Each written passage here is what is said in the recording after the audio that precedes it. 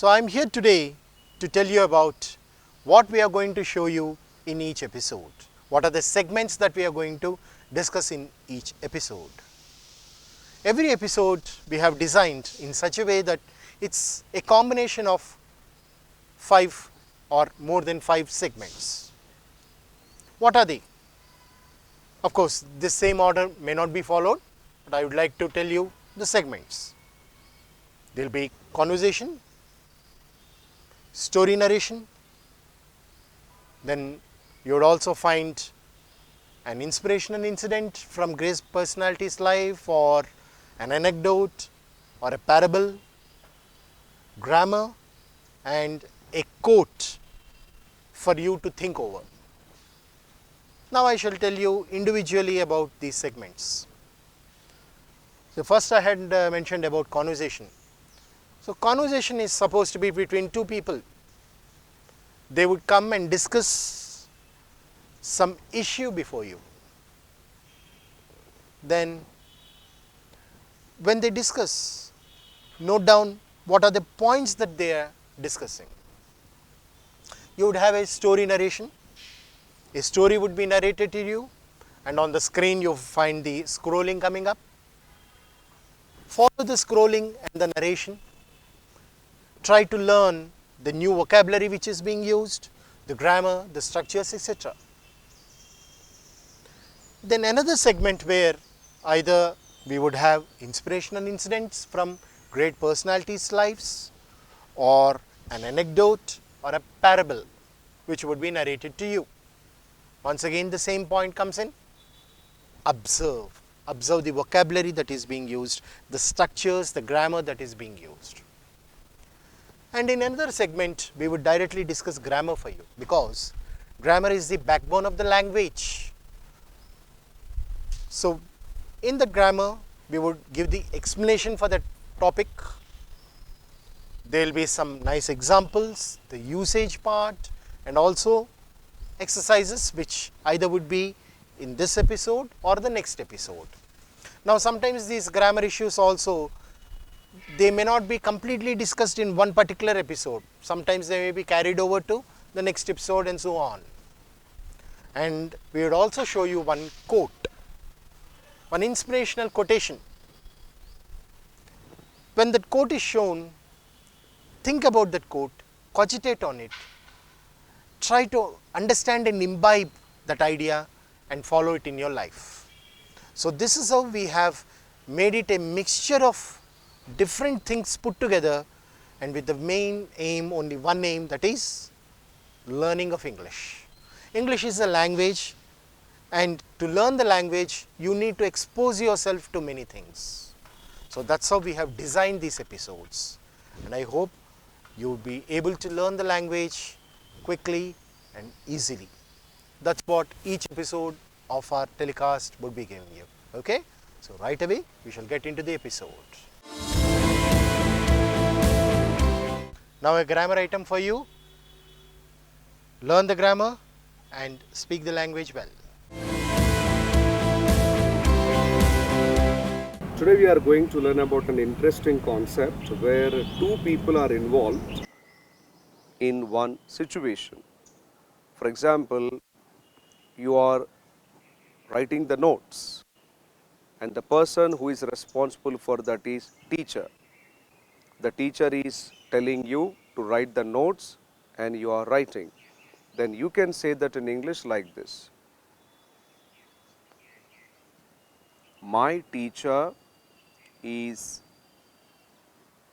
making me write notes. How many people are there in this sentence? Two. Who are those two people? Teacher and me. Teacher and me. Fine. Next example. My father makes me read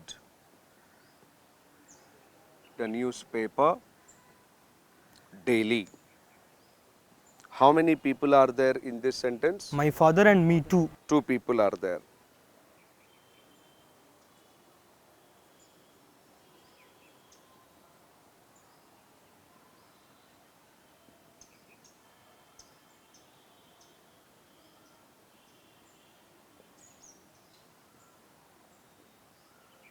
I made my sister chant the shlokas.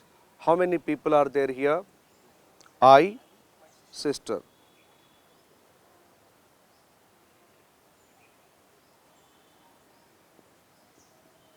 Doctor is making the patient walk. How many people are there here? Doctor and Doctor patient. and patient.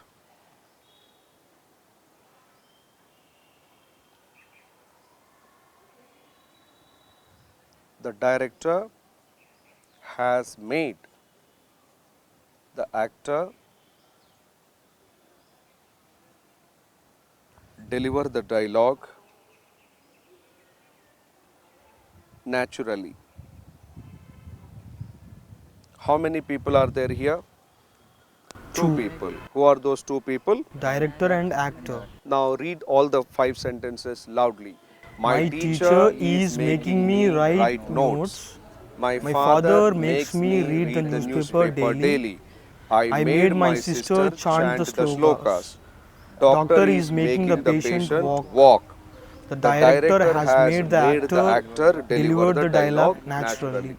Now I want you to analyze these 5 sentences carefully and come to some conclusion. What are the similarities you find here? Make Please tell forms. Make. Very good. In every sentence you are using make. Okay. Are you using in the same form or in different forms? Different forms. Making, Makes. makes, Made. made, Making. made, Has made. has made. Yes. Fine. In any form. Am I right? What is other point? Two In- persons are involved. Good. Involvement of two persons.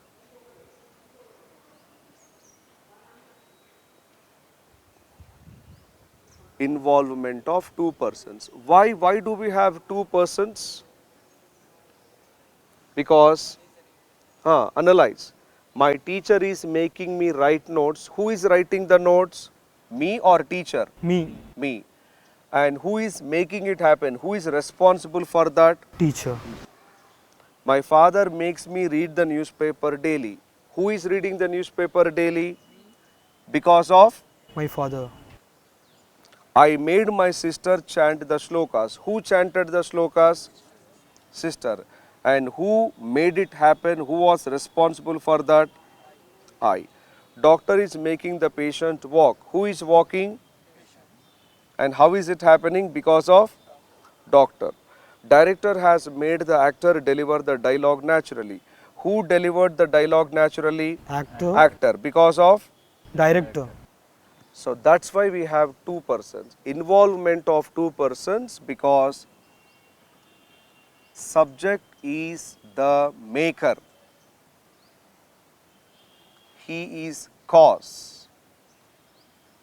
And the other noun or pronoun like me or sister, me, patient, doctor, the other noun or pronoun is the doer. We call it effect. This is called sentence analysis. Arjuna kills the Kauravas. How does it happen? Because of Lord Krishna. Make the sentence. Krishna Lord made Krishna makes Arjuna. Arjuna kill the Kauravas. So Lord Krishna is the subject, the maker. Arjuna is the doer, the effect. So cause and effect, maker and doer, that is the formula. Okay, you have given two similarities. Then there is one more and the most important similarity.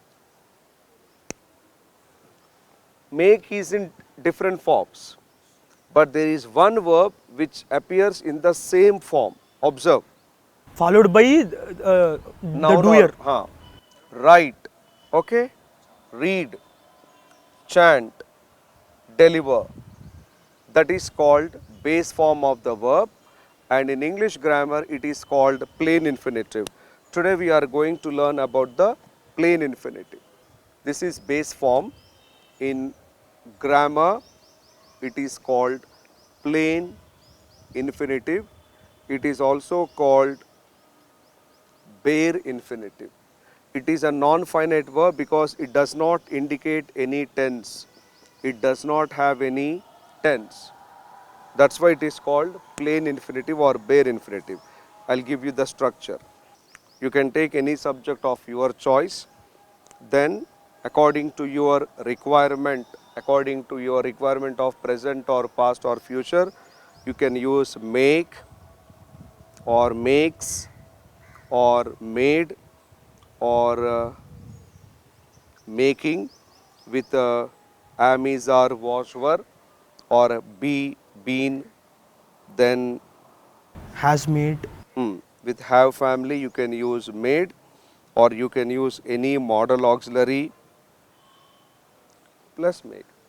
He makes us, they make us, they made us, they are making us, they have made us, they will make, they can make, they may make, they should make.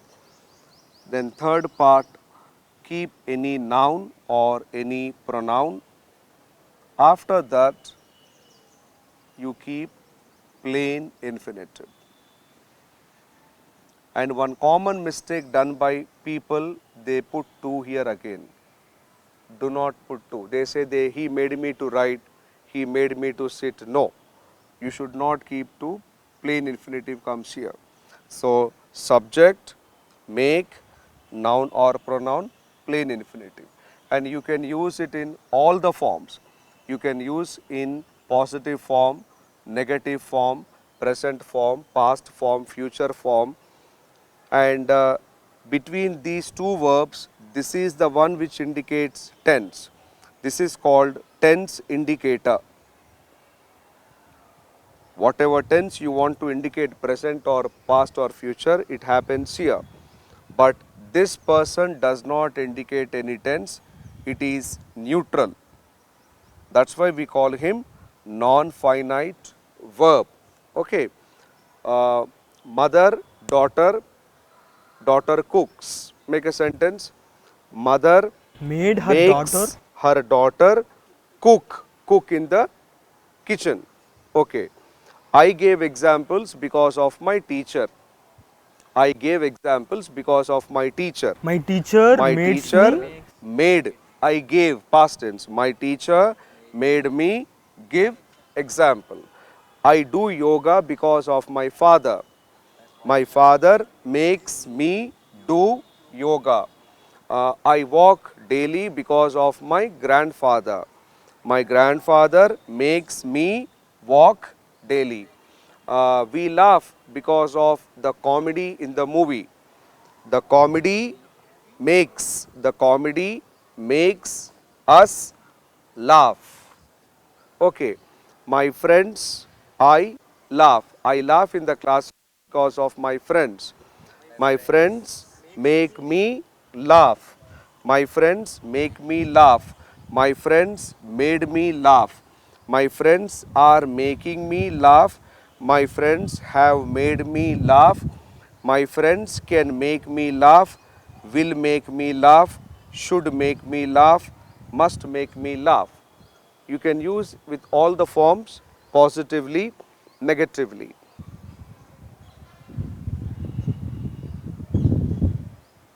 I don't make my students write. I make them speak, like this. So one person, other person. Here I am using don't make negatively make. This is plain infinitive. I don't make my students write, I make them speak. You can use these sentences in an imperative way also without any subject like this. Make him sit, make him stand, don't make me laugh.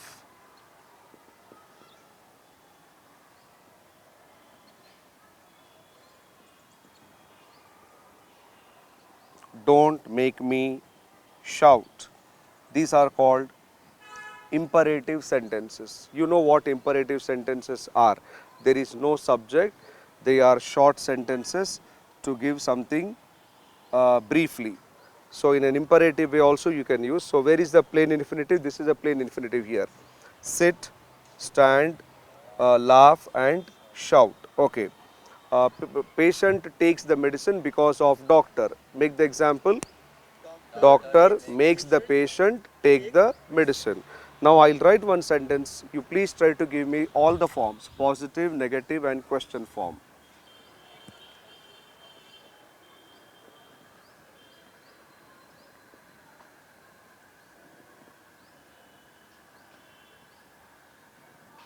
Mother makes her son read loudly. Read it once. Who reads loudly? Son. Son. And who is responsible for that? Mother. Mother. Now please tell me the negative form, because you have already learnt simple present. Yes, sir. The same concept, the same logic is applicable here. What is the negative form? Mother does not. Mother doesn't make her son read loudly. Convert that into question form. Does mother make her son read loudly? Negative question. Doesn't mother make her son loudly? WH question. Why does mother? Why does mother make her son read loudly? Negative WH question. Why doesn't mother make her son read loudly? You got maximum 6. Positive, negative statement. Positive, negative auxiliary question. Positive, negative WH question. This is very important, because when you practice only affirmative forms, when you want to speak negative forms, when you want to speak auxiliary and WH questions, you will feel uncomfortable. So orally, loudly, you have to practice all the 6 forms. And please convert this into other tenses. Mother makes her son read loudly. Put it in past tense. Mother made her son read loudly. Put it in future tense. Mother will make her son read loudly. Put it in present continuous. Mother is making her son read loudly. Past continuous. Mother was making her son read loudly. Present perfect. Mother has made her son read loudly. Present perfect continuous. Mother has been making her son read loudly. So in all these cases, this part does not undergo any change. Read, read, read, read, read. That's why we call it a non-finite verb, plain infinitive. All changes are happening only here. Fine. And what is the caution for you? Please remember, you should not use the word to here again, because we are mostly familiar with to base: to come, to go, to read, to write, to talk. So in the flow, it happens sometimes. So please be careful. If you take a pause of 1 or 2 seconds, you can avoid that mistake. You should not rush through the sentence. He made me to write, he made me to sit, he made me to go. No. He made me write, he made me sit. Okay. I sat in the office because of the secretary. Make an example. Secretary made me sat on the Sit. made me Secretary made me Sit. sit. I signed the blank documents because of the money lender. Moneylender made me sign the documents. Right. I repeated the instructions because of the army officer. Army officer made me beat the instruction. Right. I felt guilty because of my boss. My boss made me feel guilty. Guilty. Right. I felt sleepy because of the movie. The movie made me feel sleepy. Right. Right. I eat sprouts every day in the morning because of my parents. My parents make me. Eat sprouts daily. Can you give 3 examples without any clues from me? Something which is happening in your life. My teacher made me learn all these things. Good. Very good. Class is making us listen. Class is making us listen. Right. You are making us read the sentence. Good. You are making us read the sentences. I have made you give some own examples. Fine. So this is what you have to learn. So 2 people are involved. Then in infinitive is used. One person is the maker, the other person is doer. Remember the example, Lord Krishna makes Arjuna kill the Kauravas. Fine. So keep on making more and more own sentences. Read the newspaper, underline this type of sentences. I hope you have learnt it. Wish you all the best. Keep learning many more new things. Have a great time. Thank you, sir. Now, listen to two people conversing with each other. They discuss some important issue. Hey Varsha, Yep. do you know what natural calamities are? Natural calamities are nothing but natural disasters. Correct. So, why don't we talk a little more about it? Elaborate on natural calamities so that Sure. create some awareness. Yeah, sure. Let's create some awareness about it. So, natural calamities, just as you said, are natural disasters. A calamity is nothing but a mishap, and it is a huge event which causes a lot of destruction. That is a calamity. So, natural calamities are those things that happen within Mother Nature which cause a lot of disaster and hurt and turbulence in the world. Now, there are so many examples of them. We already know some of them. There's a cyclone is a natural calamity. Earthquake is another natural calamity. Then you have volcanic eruptions. You have tornadoes. Tornadoes are gushing spiral forms of wind Oh, yes. which go at speeds of nearly 150 to 200 miles per hour, which is more than 300 kilometers per hour. So that's the tornado. So all of these are natural calamities. Even tsunami is a natural disaster, right? Yeah, tsunamis are. Just like the one that struck the coast of Chennai on December 25th, several years ago. That is also a tsunami. It came perhaps because of a cyclone in the sea. So let's look and discuss a couple of these natural calamities. So I told you that there is a tsunami. A tsunami is actually a word that has come from Japanese. Tsunami means great wave. In Japanese language, tsunami means great wave. So literally, a tsunami is a natural disaster. It is a calamity in which the waves in the ocean rise to huge heights of nearly 30 to 50 feet, and they come crashing onto the beach, onto the shore. And in that speed of the water, in that height, with the ferocity, with the fierceness of that water, so many things get submerged, they get drowned. So that is a tsunami. Then you have a tornado. As I explained, a tornado will look, if you look at it from the ground, a tornado looks like an upside down cone. True. Like an ice cream cone. Like an ice It cream looks cone. like that, but it is not a good kind of one. So in a tornado, there are winds which gush at very high speeds. At such speeds that it can lift a car like a big lorry.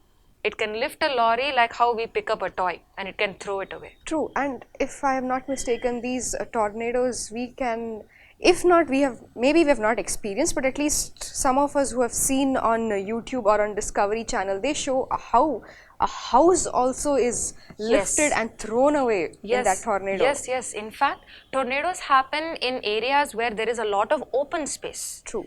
Because over there, in the open space, like in the country of America, there are a lot of places where there are plains, where it is just lot of fields. It's only grassland. Yes. So over there is a lot of empty area. There are no buildings there. So over there is good chance of getting tornadoes. And as you said in some of the videos that we see, houses made out of wood cannot sustain, they it. cannot stand against a tornado. The tornado will rip all the wood off and bring the house down to shreds. True. So tornadoes are another example of natural calamities. Then what else do we have? We have landslides that happen a lot. Landslides are also good examples of natural calamities. Exactly. Can you tell me what a landslide is? A landslide also is a natural disaster, and it mainly occurs in mountain regions or in areas where there are mountains around. That's true. What a landslide is, it happens when the soil or the mud underneath becomes very weak. It either is because of the moisture, it is because the foundation is not so good, or whatever it is, the soil and the mud underneath becomes so weak that it won't be able to withstand the strength, the weight of what there is above. It could be a road, it could be a forest, it could be a part of a mountain. Whatever it is, it won't be able to withstand. And what happens then, when the soil beneath makes way, the land above also makes way. It will simply slide and it will cave in. That is called a landslide. Yeah. And we have actually seen that happen in the northern India, especially near Uttarakhand. That's true, near the Himalayan regions. Exactly. So in a landslide, literally a piece of land on a mountain slides off the mountain. Literally slides off. That's why it's called a landslide. Another variant of a landslide is called an avalanche. That is Yes. also a natural calamity. An avalanche is very similar to a landslide, but avalanches happen with snow in it. Snow in it. Yes. In an avalanche, land does not slide, snow slides off. What that means is, see, when you go to mountain regions like the Himalayas, where there is always so much snow, sometimes a mountain will be covered with snow.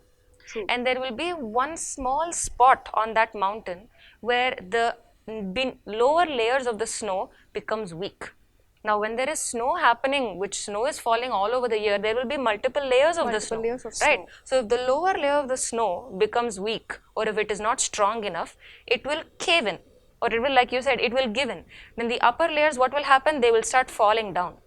And when the snow pushes and goes on falling down, it will make even more snow fall down with it. Exactly. So that is an avalanche. Avalanches are very dangerous.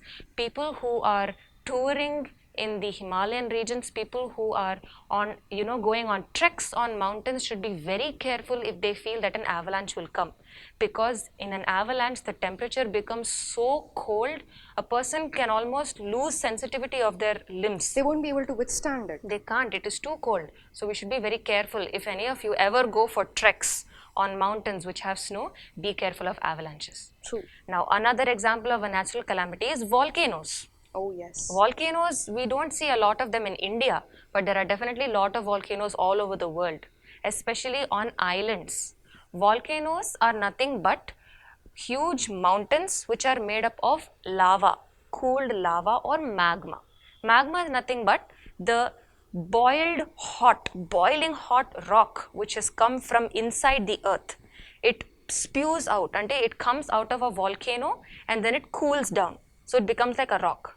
So multiple layers of that rock, when it forms on top of the other, it becomes like a mountain. Exactly. So whenever a volcano has hot boiling lava inside of it, sometimes the pressure is too much. Like how when we are cooking rice in a Yes, pressure in a cooker, pressure cooker. when I the pressure understand. becomes too high, whistle వస్తుంది. So whistle నుంచి gas బయటకు వస్తుంది. Correct. Same way, when there is a lot of pressure building up within a volcanic mountain, that pressure will push the lava out. Pressure will build up and push itself out. Yes, so the lava will spew out of the mountain, and that is very opposite to avalanches. Avalanches are very cold, volcanic activity is extremely hot. True. Not possible to stand near it. So see, we've seen a couple of examples of natural calamities, and technology has advanced so much where we can even predict some of the natural calamities before they even happen. For example, there's the earthquake. Earthquake is quite simple. The ground beneath us will shake, so that is called an earthquake. Now there are devices which are called seismographs, which can detect an earthquake. What a seismograph does is, it will detect the very small vibrations within the ground. Within the ground. So there will be a piece of paper and then there will be a needle. The needle sits on top of the paper with ink. Whenever there is some movement in the ground, the needle will move up and down. So if there is small movement, small up and down movements will come on the paper. If there is a large movement, when an earthquake is happening, the lines will be very long, up and down, it will go very high. So that indicates an earthquake is about to come. Okay, So so that- that way we can be aware and alert. Yes, we can be and prepare aware, ourselves. we can prepare ourselves and make sure we are safe when the earthquake actually comes. Exactly. Similarly, we also have devices which can detect cyclones in the oceans. There are little dock stations which are nothing but small boats which have some sort of machine on it. It looks like, Like a a cone, sensor machine. like a sensor machine. These little boats, docks, are kept somewhere in the middle of the oceans, like in the Indian Ocean, Pacific Ocean. There are thousands of such docks kept there. And the ocean, when the ocean moves and wave comes, that boat will also move, Exactly, right? So exactly. when there is lot of excessive movement, the boat moves a lot, and it will transmit this information to people on the land. And tell them there is lot of wave movement out there. You should be careful, maybe a cyclone will come. Oh. So in such beautiful ways, even technology helps us. But much before technology came, nature itself had a way of telling us that natural calamities are coming. True. You see, if there is an earthquake or if there is a tsunami which will come, if you notice, birds will fly in flocks, in groups. In groups, They will yes. fly away from a particular place. That They is will, an indication. That is an indication. Birds will not stay in a place where it is unsafe. So if you suddenly see so many birds in a large number flying away from a particular place, it may be a sign that something bad will happen there naturally. Similarly, dogs, man's best friend. Dogs can also sense that a natural calamity will happen. If an earthquake or a tsunami is yet to come, a dog can sense it by hear and sensing. They can hear it, they can smell it in the air, and they will bark and they will behave very differently. So that is also an indication. So although we live in a place in this world where there are so many places like cities with huge structures and all, we are still prone and susceptible to natural calamities. Mother Nature, of course, Mother Nature gives life to all of us, but Mother Nature is also very ferocious as well. Exactly. She knows how to balance. Mother Nature always balances things. So since we learned a bit about natural calamities today and we created a bit of awareness, let us all be careful and make sure that we don't misuse nature in such a way where Mother Nature brings balance. Brings balance, or she takes a step to teach us a lesson, because the magnitude of loss is so immense. Sometimes you lose whatever you have earned, your family, your loved ones, your business, everything around you is also lost, and that can't be brought back. So let us all be aware, let us all be careful, let us all treat our Mother Nature the way she's meant to be. Well, now listen to a story. Try to observe the vocabulary and the grammar in it. Royal servant. The king of Camara in Africa was a proud and stern man feared by all his subjects. Stern means he was a very angry man and he was very strict. Subjects here, in the sense when I say subjects, it is like people who are under him. One day while sitting in his mud palace surrounded by fawning courtiers, fawning means very loyal people, courtiers means people who are there with him in the king's palace, in his king's place, and watched by a multitude of people who had come to see him. Multitude means great number of people, or people coming to him in great numbers. He was suddenly overcome by a sense of grandeur and loudly declared that he was master of the world. So here the king, he felt very great about himself that so many people were coming to him, and loudly he declared that he was a master of the world and that all men were his servants. You are mistaken, said a frail voice. Frail means very weak voice. All men are servants of one another. Here, there was a very weak voice coming out from the group of people saying that you are mistaken, each one is a servant of one another. A deathly silence followed the remark.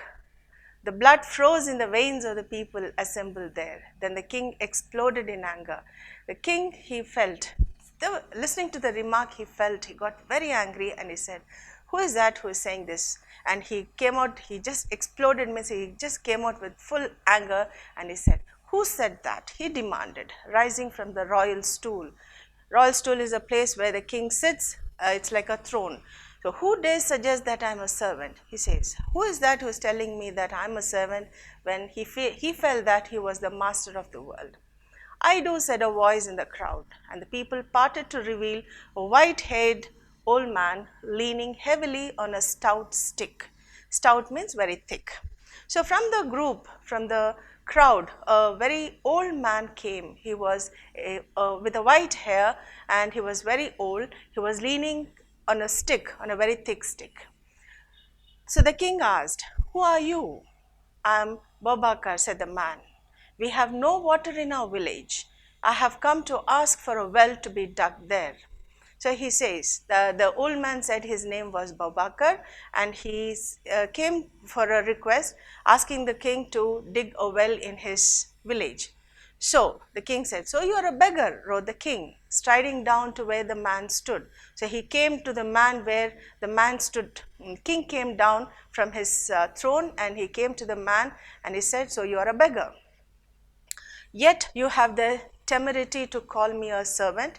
He says, you being a beggar, you call me a servant? Then the man says, we all serve one another, said Babakar. Showing no fear, I will prove it to you before nightfall. So he says, yes, we are servants of one another. but before the night, I'll surely prove it to you that we are servants of one another. Do that, said the monarch. Monarch means a king. He says, okay, prove it. I'll give you the chance to prove it. Force me to wait on you. If you can do that, I will have not one, but 3 wells dug in your village. But if you fail, you will lose your head. So here the king tells Babakar, saying that by evening, if you don't prove that we are the servants of one another, then you will be losing your head. Otherwise, if you prove that you are right, then I'll dig 3 wells in your village. In our village, said the old man, when we accept a challenge, we touch the person's feet. So let me touch your feet, hold my stick. So here Babakar says, in our village, we have a custom, we have a tradition. Before we do something, before we take up a challenge, we always touch the feet of the opposite person. So please hold my stick, he says, and he gives his stick to the king. The king took the stick and the old man bent down and touched the monarch's feet. So he gave the stick to the king and then he bent down to touch the feet of the king. Now you may give it back to me, he said, straightening up. Straightening us, he stood straight. The king gave him back his stick. So here, after he touched the feet of the king, Babakar asked the king to give back the stick, and when he gave back the stick, he said, yes, here is the stick. Now you may give it back to me, he said. So do you want any more proof? Said Babakar. Proof? Asked the king, bewildered. Means he was shocked. What proof did Babakar give to the king to prove that he was the servant of the other? Then Babakar says, you held my stick when I asked you to, and gave it back to me when I asked you for it, said the old man. As I said, all good men are servants of one another. So he said, Babakar says, I asked you to hold my stick, so you held my stick. I asked you to give it back to me, you gave it back to me. So what more proof do you want that we are servants of one another? Then he says, the king was so pleased with Babakar's wit and daring. Wit is the presence of mind, and daring is the guts that he had. That he not only had wells dug in his village, but also retained him as an advisor. So here, the presence of mind is always required, and you have to humble yourself before the others. Once you humble yourself, you are always exalted before the others. If you exalt yourself, then you will surely be humbled before the people. So this is the message, this is the moral I think we can get from this story. Thank you.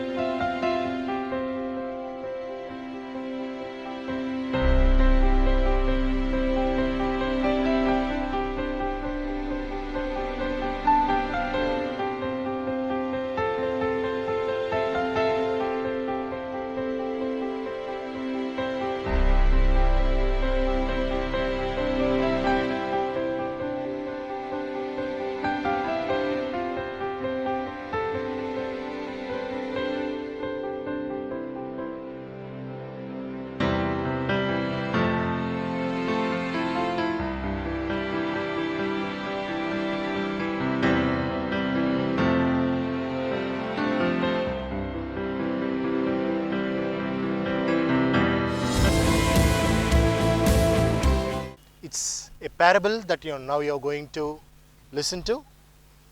Observe the words, the structures, etc. Hello everyone, welcome back to another episode of English for All. In this segment of today's show, we are going to listen to a parable, which is a moral story. Now every moral story is small, sweet, but it has an important essence which is used by us in our daily lives. So now Varsha is going to narrate an interesting story, and hopefully you all along with me and Varsha learn something really good from the story. I think the moral is pretty simple, but still the message has to go to everybody. So I am taking this particular story. Once there were identical twins, Sam and Tom. They were so identical that it was very difficult to differentiate one from the other. Okay. As they grew, except for the face, everything about Sam and Tom were completely different. It is only that their face was similar, but the characteristics that each of them had was so different.